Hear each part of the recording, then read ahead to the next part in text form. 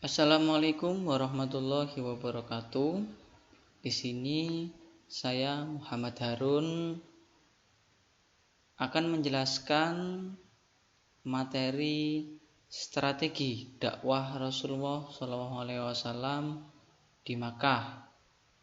Ada mata pelajaran sejarah kebudayaan Islam di kelas 7 MTSN 2 Tulungagung.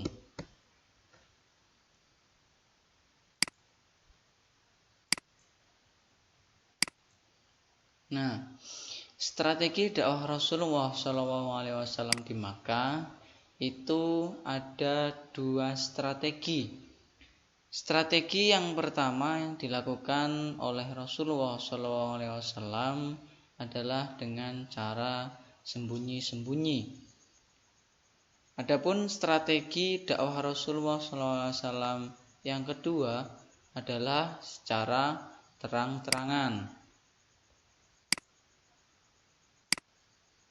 Nah, Rasulullah SAW berdakwah di Makkah tentunya memiliki tujuan. Adapun tujuan Rasulullah SAW adalah untuk mengubah pola hidup kejahiliaan masyarakat Arab di bidang agama, moral, dan hukum, sehingga menjadi umat yang meyakini kebenaran Rasulullah SAW dan ajaran yang disampaikan. Jadi bisa diketahui bahwasannya dulu sebelum Rasulullah SAW mendakwahkan agama Islam di negara Mekah itu masih jahiliyah ataupun belum tahu menau terkait agama. Bahkan untuk moral dan juga hukumnya belum begitu tertata dengan baik seperti itu. Selanjutnya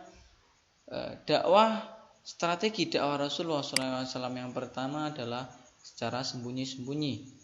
Nah, dakwah secara sembunyi-sembunyi adalah dilakukan Rasulullah untuk menyebarkan agama Islam, karena beliau yakin bahwa masyarakat Arab masih mempertahankan dengan erat budaya nenek moyang mereka, sehingga Rasulullah SAW berdakwah di orang terdekat beliau, yaitu Khadijah binti Khuwailid atau istri Rasulullah SAW, Ali bin Abi Thalib saudara sepupu Rasulullah SAW, Zaid bin Harizat anak angkat Rasulullah SAW, dan Abu Bakar As-Siddiq sahabat dekat Rasulullah SAW. Itu adalah dakwah Rasulullah secara sembunyi-sembunyi.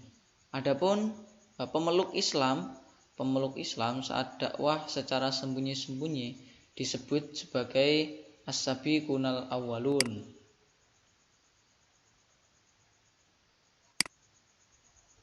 Adapun dakwah secara terang-terangan itu ada 3. Yang pertama, mengundang keturunan Bani Hashim untuk jamuan makan dan menyebarkan agama Islam.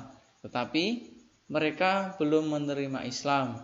Namun ada 3 kerabat dari Bani Hashim yang sudah masuk Islam secara sembunyi-sembunyi. Yang pertama, Ali bin Abi Thalib, Ja'far bin Abu Thalib, dan Zaid bin Harisah. Mereka menyatakan keislaman secara tegas. Dakwah secara terang-terangan yang kedua, adapun Rasulullah menyampaikan seluruh penduduk Mekah untuk mendengarkan dakwahnya. Jadi bisa dikatakan sedikit memaksa. Rasulullah memberikan peringatan kepada semua yang hadir untuk meninggalkan penyembahan terhadap berhala dan menegaskan penyembahan hanya kepada Allah Subhanahu wa taala, dan menegaskan jika dilaksanakan akan mendapatkan ridha Allah, dan jika ditinggalkan akan mendapatkan murka Allah Subhanahu wa taala. Dari situ ada juga sekelompok yang menganggap Rasulullah itu gila, yaitu Abu Lahab. Jadi secara terang-terangan yang kedua ini bisa dikatakan sedikit memaksa masyarakat Mekah.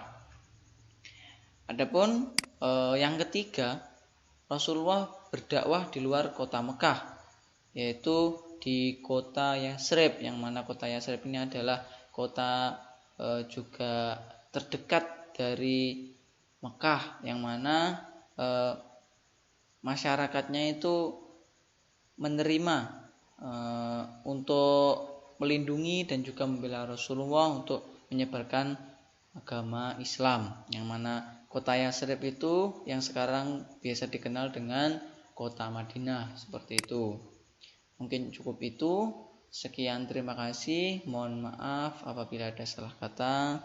Selamat belajar dan tetap belajar. Sekian dari saya. Wassalamualaikum warahmatullahi wabarakatuh.